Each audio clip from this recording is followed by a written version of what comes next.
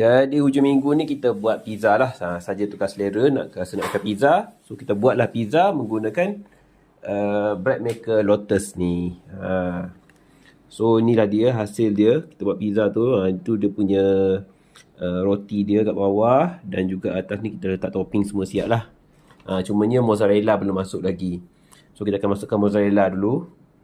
Okay, sementara tu boleh tengok lah. Yang nampak macam tu adalah kita punya cheese yang kita grate. Ataupun parmesan.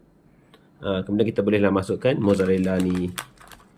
Yang ni letaklah ikut suka kan. Since kita yang buat pizza ni ikut suka kita lah nak letak berapa banyak.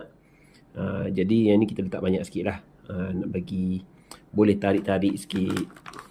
Okey, pizza kita dah siap dah macam ni. So bolehlah kita bakar.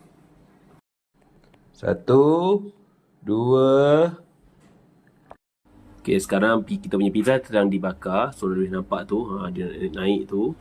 Nampak elok je dibakar. Yang ni guna oven biasa je, bukan oven pizza pun.